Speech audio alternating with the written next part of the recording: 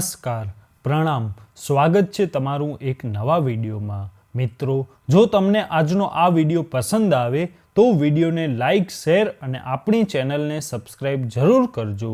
તો ચાલો શરૂ કરીએ આજની સ્ટોરી। મારો દીકરો બીમાર હતો। મારી પાસે તેની દવાના પૈસા પણ ન હતા। મેં બહુ મુશ્કેલીથી કોઈની પાસેથી પૈસા લીધા હતા અને પૈસા લઈને હું ઘરે આવી ગઈ। મેં પહેલાં વિચાર્યું કે બાળકને ડૉક્ટરની પાસે લઈ જઈશ, પણ પછી ખ્યાલ આવ્યો કે ખાલી પેટે દવાઓ પણ કામ કરતી નથી। તો પછી ખાલી પેટે દવાઓ ખાવાનો કોઈ ફાયદો નહીં થાય અને મારી પાસે 1000 રૂપિયા હતા, જેનાથી મારે મારા બાળકોને ખાવાનું પણ ખવડાવવાનું હતું અને તેમની દવાઓની સગવડ પણ કરવાની હતી। પહેલાં બાળકોનું ખાવાનું વિચારીને હું બજારમાં ગઈ, શાકભાજીવાળા પાસેથી શાકભાજી ખરીદી। એ જ 1000 રૂપિયા મારી પાસે હતા અને ડરતા ડરતા મેં તે પૈસામાંથી 500ની નોટ તેમને આપી કે ના જાણે કેટલી મોંઘી શાકભાજી હશે। પરંતુ એ શાકભાજીવાળાએ મને રૂપિયા 450 પાછા આપી દીધા। જ્યારે ઘરે આવીને મેં પૈસા ગણ્યા તો મને લાગ્યું કે તેનાથી ભૂલ થઈ ગઈ છે, કારણ કે તેની પાસે ખૂબ જ ભીડ હતી। મારા દિલે કહ્યું કે તે ખૂબ જ ગરીબ માણસ છે, પાછી જઈને તેને પૈસા આપી દઉં, પણ દિમાગે કહ્યું કદાચ ભગવાનની તરફથી મદદ છે, પહેલાં જઈને બાળકની દવાઓ લઈને આવું। હું ખુશી ખુશી મારા બાળકને ડૉક્ટરની પાસે લઈને ગઈ અને દવાઓ લઈને આવી। બાળકોને ખાવાનું ખવડાવીને સુવડાવ્યા પછી હું એ શાકભાજીવાળા વિશે વિચારવા લાગી। ના જાણે થોડી વાર પછી તેને પોતાની ભૂલનો અહેસાસ થયો હશે, તો તે કેટલો પસ્તાયો હશે। મારી પાસે થોડા પૈસા વધ્યા હતા। મેં મનમાં વિચારી લીધું કે સવારે વહેલા જઈને તેને બાકીના પૈસા આપી દઈશ અને જો ઓછા પડશે તો તેને કહી દઈશ કે હું પછી તેને આપી દઈશ। ચોક્કસ તે માની જશે, પણ મને ક્યાં ખબર હતી કે તે શાકભાજીવાળાની ભૂલ નહોતી, તેના બદલે કદાચ મારી ભૂલ હતી। મારો સંબંધ એક ગરીબ ઘરથી હતો। મારા પપ્પા દારૂડિયા હતા અને મારી મમ્મી લોકોના ઘરોમાં કામ કરતી હતી। મારા પપ્પા મારી મોટી બહેનને જુગારમાં હારી ગયા હતા, જેના કારણે અમે બંને બહેનો એકબીજાથી અલગ થઈ ગઈ। મેં બહુ કોશિશ કરી કે હું મારા પપ્પાની ખરાબ નજરથી બચી શકું, પરંતુ હોનીને કોણ ટાળી શકે છે।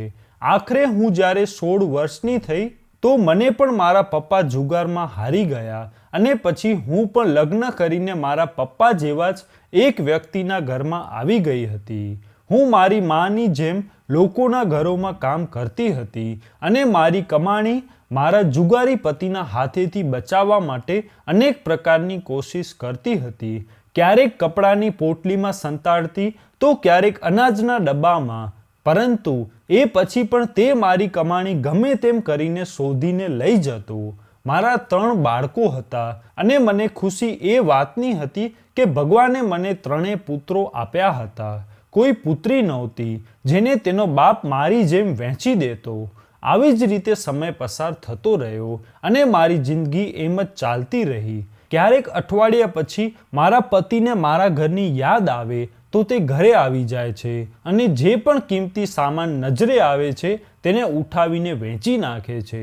જો તેને કંઈ પણ ના મળે તો તે મારી સાથે મારપીટ કરવા લાગે છે અને જો મારા બાળકો મને બચાવવાની કોશિશ કરે તો તે બાળકોને પણ મારવા માંડે છે। મને બસ એ વાતની શાંતિ હતી કે ઘર મારો પોતાનો હતો અને તે આ ઘર વેચી નહોતો શકતો, કારણ કે મારા સસરાએ મારા લગ્ન પછી પોતાના દીકરાની હરકતો જોઈને આ ઘર મારા નામે કરી દીધું હતું। તેમણે જીવતા જીવ આ કામ ખૂબ જ સારું કર્યું। કમસે કમ મારા બાળકોના માથે છાપરું તો છે જે તેમનો બાપ છીનવી નથી શકતો।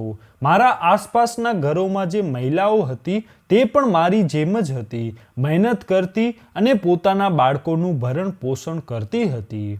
આજે નાના પુત્રને બીમારીના કારણે મેં એક ઈમાનદાર વ્યક્તિનો હક મારી લીધો હતો અને વાત મને ચેન નહોતી લેવા દેતી।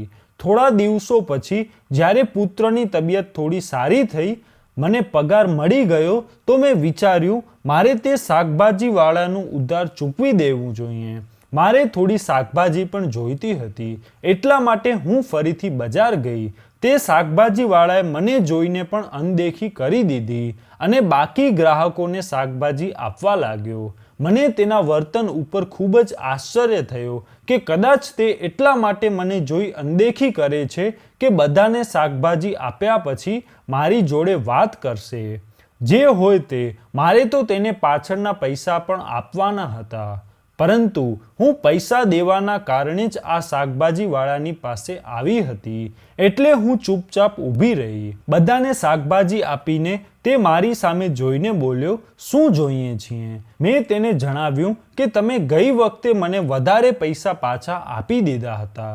પરંતુ તેણે મારી વાત અનસુની કરી દીધી અને પૂછવા લાગ્યો કે અત્યારે શું જોઈએ છીએ.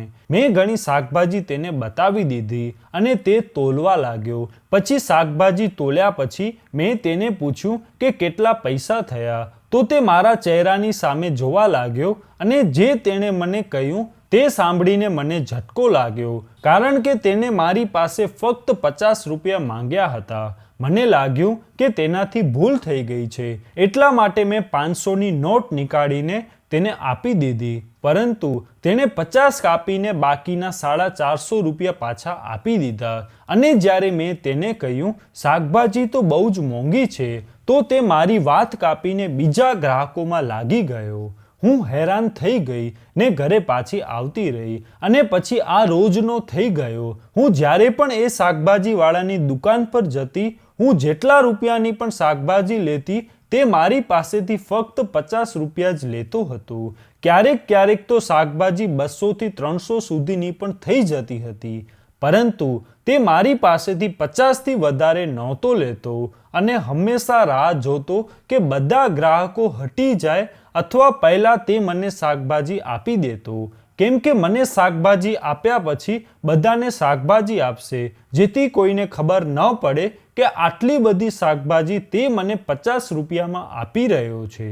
શરૂઆતમાં તો મને આ વાત ખૂબ જ અજીબ લાગતી હતી. જ્યારે શાકભાજીના પૈસાની બચતથી મારા ઘરની ઘણી બધી જરૂરિયાતો પૂરી થવાની શરૂ થઈ ગઈ, તો મેં પણ હંમેશા શાકભાજી લેવા માટે તેની દુકાન પર જવાનું ચાલુ કરી દીધું. ઓછામાં ઓછા 3 મહિના થઈ ગયા હતા. હું રોજે શાકભાજી લેવા જાઉં અથવા અઠવાડિયામાં એકવાર જાઉં. હું જ્યારે પણ જતી તે મારી પાસેથી 50 રૂપિયા જ લેતો હતો અને સારી શાકભાજી કાઢીને આપી દેતો. મેં મારી આજુબાજુમાં મોજૂદ કોઈને પણ આની વિશે નહોતો જણાવ્યો, કારણ કે તે કોઈને પણ આ શાકભાજી ઓછા પૈસાથી નહોતો આપતો અને હું કોશિશ કરતી હતી કે દરેક વખતે હું આની પાસે ના જાઉં. પરંતુ તેની શાકભાજીથી બચેલા પૈસાથી મેં અમારી ઘણી બધી જરૂરિયાતો પૂરી કરવાની ચાલુ કરી દીધી હતી અને મેં મારા એક પુત્રને સરકારી સ્કૂલમાં પણ ભણવા માટે મૂકી દીધો હતો.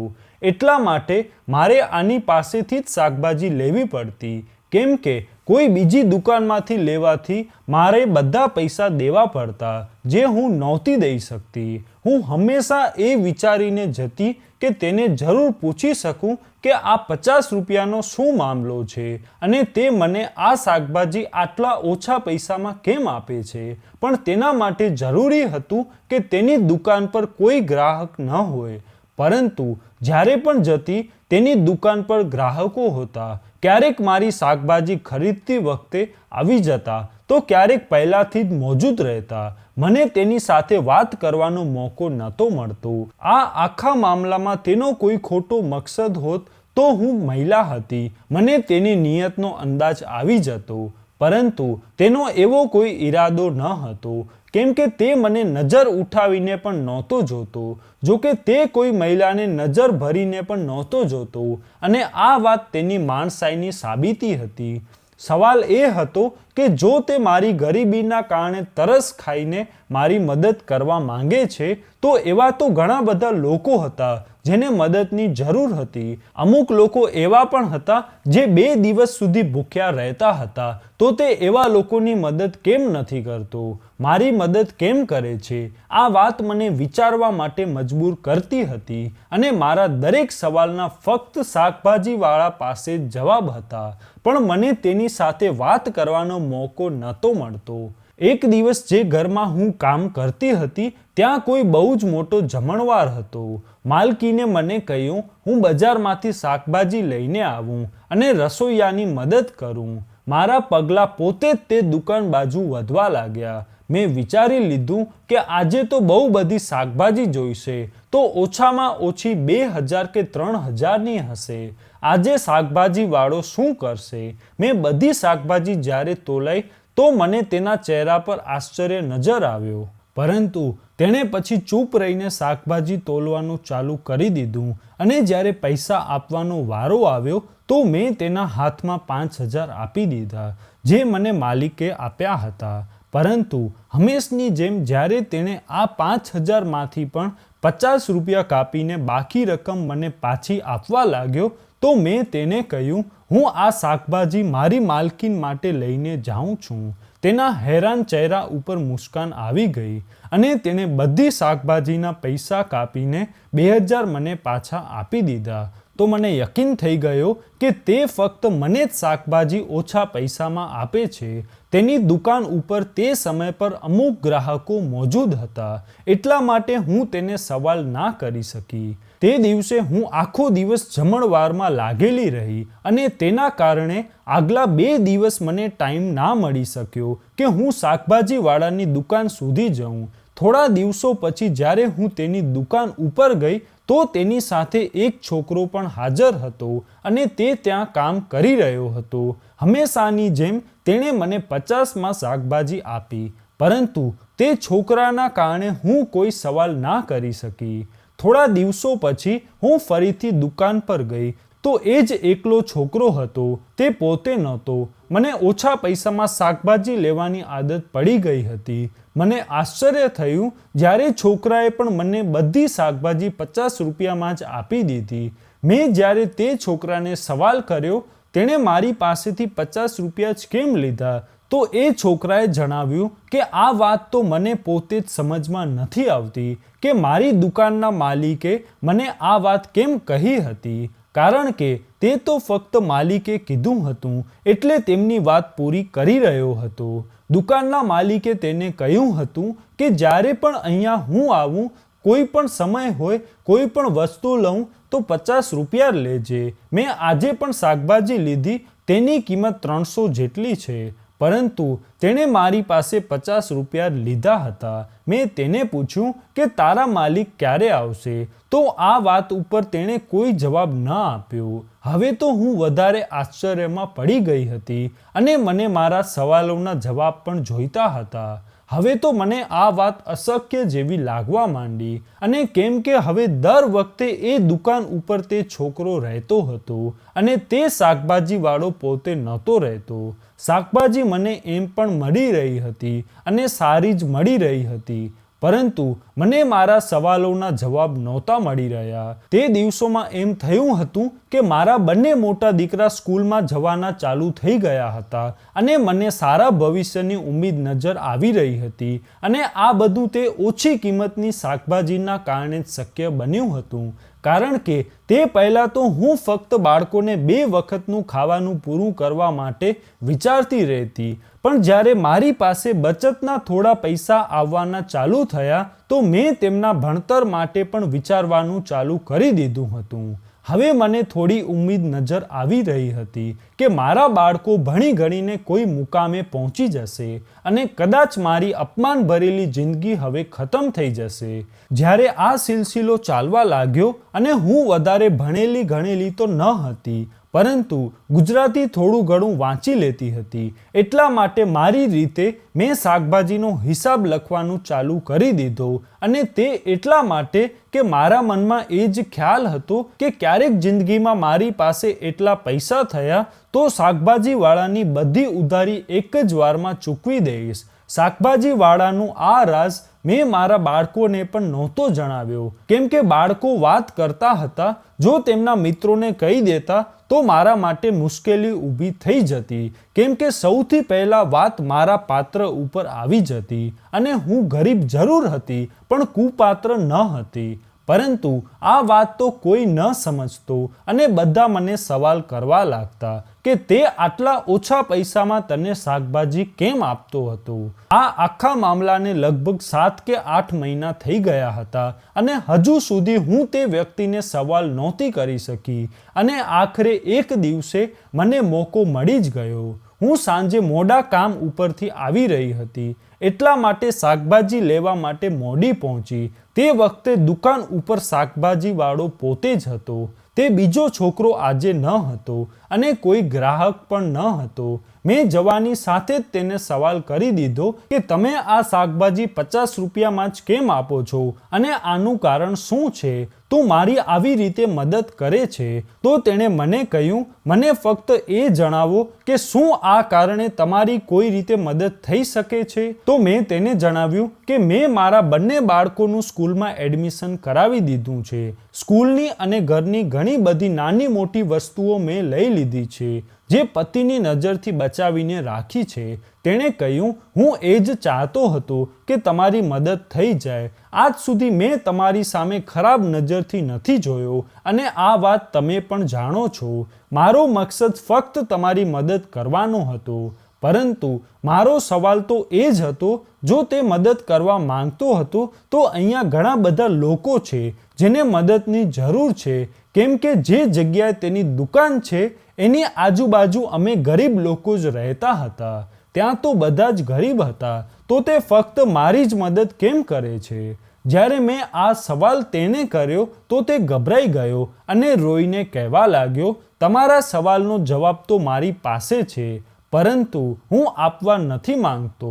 મેં જ્યારે તેની સાથે જીદ કરી કે તે મારા સવાલનો જવાબ આપે નહીંતર હું તેની પાસેથી શાકભાજી નહીં ખરીદું, તો તે વધારે પરેશાન થઈ ગયો. તેણે મને વચન આપ્યું કે તે મને મારા બધા સવાલોના જવાબ આપશે, પરંતુ શાકભાજી હંમેશા તેની દુકાનમાંથી લેવી પડશે.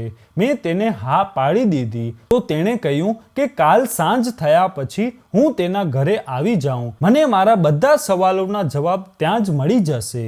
પરંતુ હું તેના ઘરે નહોતી જવા માંગતી. તેણે જલ્દી મને પોતાના ઘરનું સરનામું જણાવ્યું અને હું તેના ઘરે જવા ના પાડવાની જ હતી કે મને બધા સવાલોના જવાબ અહીંયા જ આપી દે.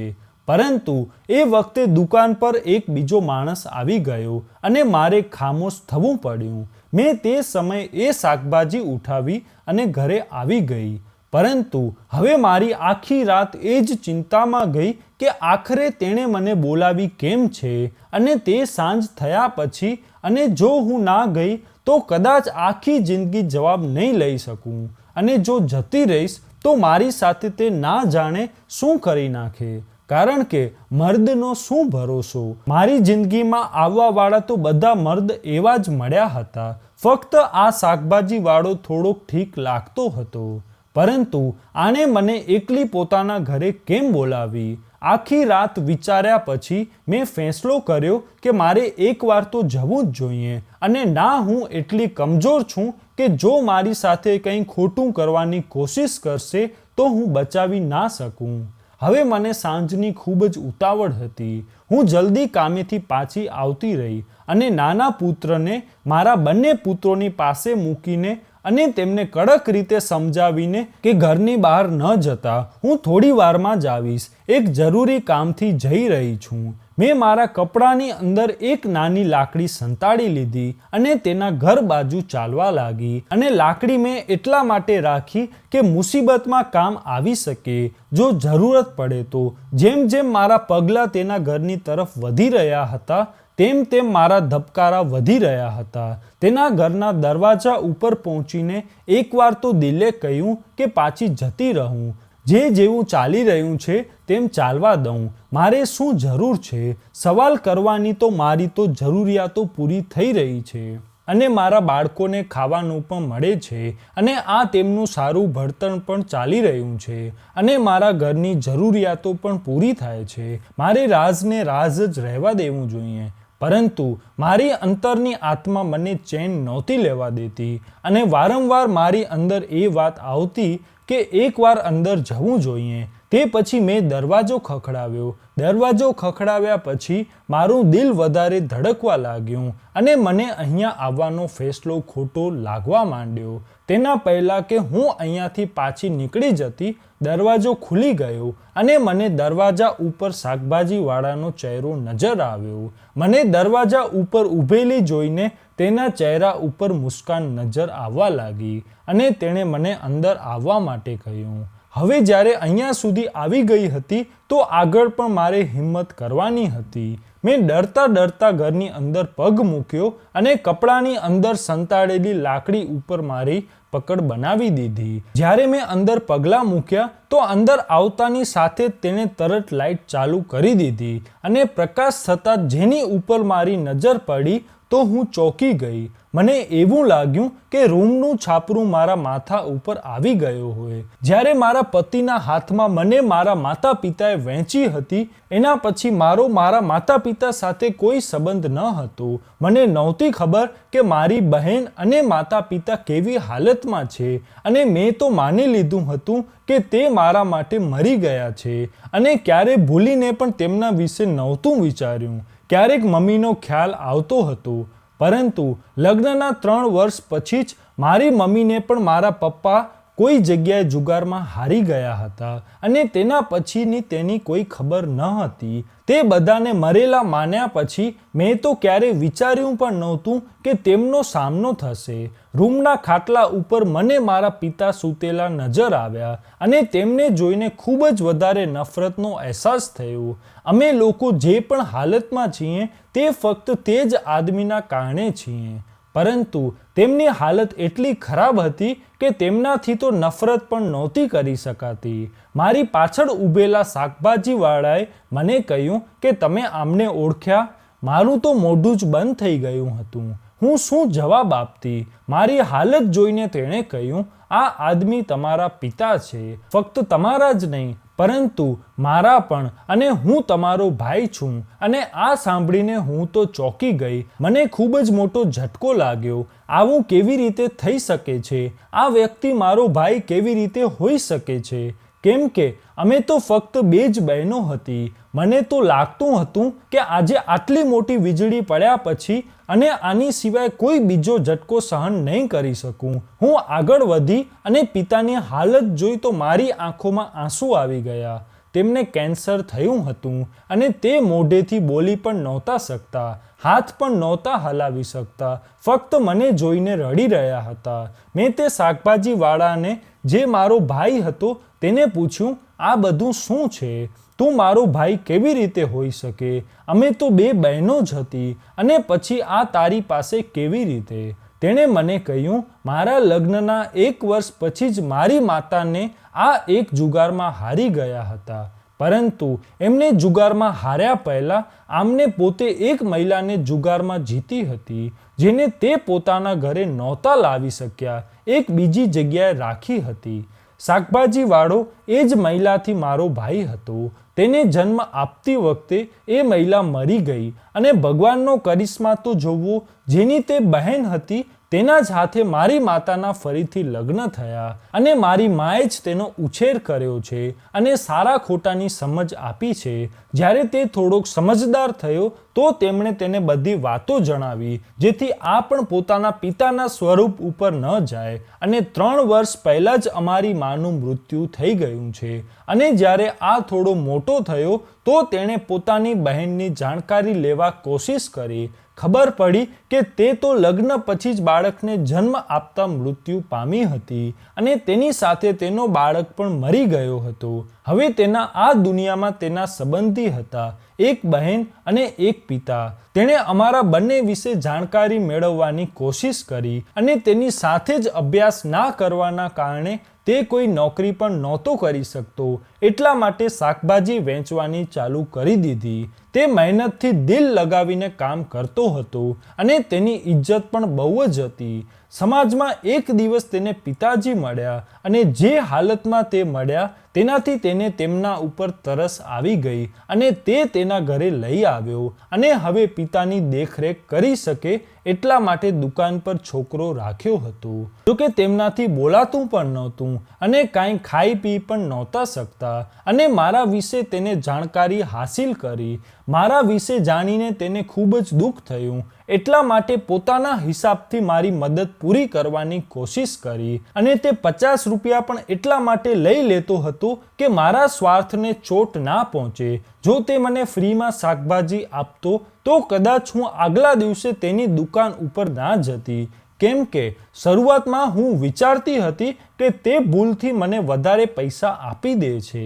પરંતુ જ્યારે એ પૈસાથી મારા ઘરની જરૂરિયાતો પૂરી થવાની શરૂ થઈ તો હું પોતે જ તેની દુકાન બાજુ જવા લાગી અને તે જાણી જોઈને મારા કોઈ સવાલનો જવાબ નહોતો આપતો અને આ ગરીબ ભાઈની પોતાની ગરીબ બહેન માટે મદદની કોશિશ હતી. આ બધું જોઈને મારી આંખોમાં આંસુ છલકાઈ ગયા અને મેં ભગવાનને ધન્યવાદ કીધું કે ભગવાને મને જો પતિ અને પિતાના રૂપમાં સારા ઇન્સાન નથી આપ્યા તો ભાઈના રૂપમાં એક સારો ઇન્સાન આપી દીધો. અને મનમાં ને મનમાં વિચારી રહી હતી કે હું મારા 3 પુત્રોને સાચા રસ્તા ઉપર જ ચલાવીશ. ભણતરની સાથે સાથે તેમનો ઉછેર પણ સારી રીતે કરીશ. આના પહેલાં મેં તેમના ઉછેર પર વધારે ધ્યાન નહોતો આપ્યો. એની સાથે જ મેં ખુલ્લા દિલથી પોતાના પિતાને માફ કરી દીધા, કારણ કે તેમણે જે અમારી સાથે કર્યું હતું તેની સજા તેને જિંદગીમાં મળી જ ગઈ હતી અને નરકમાં ભગવાન તેમનો હિસાબ લેશે. અને મારી માની તરફથી પણ મેં તે આદમીને માફ કરી દીધો અને મારા ભાઈને વચન આપ્યું કે હું તેના ઘરે આવતી જતી રહીશ અને પિતાનું ધ્યાન રાખીશ. જ્યારે મારા પતિ વિશે મારા ભાઈએ જણાવ્યું કે તેને ખૂબ જ મુશ્કેલીથી અમુક લોકો દ્વારા તેને દારૂ છોડાવવાવાળા વિભાગમાં એડમિટ કરાવી દીધો છે અને તે જલ્દી એક સારા માણસના સ્વરૂપમાં તમારી સામે આવશે, તો મને શબ્દો નહોતા મળતા જેના દ્વારા હું મારા ભાઈને ધન્યવાદ કહી શકું, જે મારી માનો પુત્ર પણ નહોતો, પરંતુ ફક્ત માના ઉછેરના હક અદા કરવા માટે પોતાની તરફથી મારી મદદ પૂરી કરવાની કોશિશ કરી રહ્યો હતો. સાચું છે કે ઉછેરની અસર બહુ જ હોય છે. તેની નસોમાં લોહી તો મારા પિતાનું હતું, પરંતુ ઉછેર મારી માનો હતો જે લોહી ઉપર ભાડે પડી ગયો હતો. તો મિત્રો, આજનો આ વિડીયો તમને કેવો લાગ્યો કોમેન્ટમાં જરૂર કહેજો અને જો વિડીયો પસંદ આવ્યો હોય તો વિડીયોને લાઇક, શેર અને આપણી ચેનલને સબસ્ક્રાઇબ જરૂર કરજો. જય શ્રી કૃષ્ણ.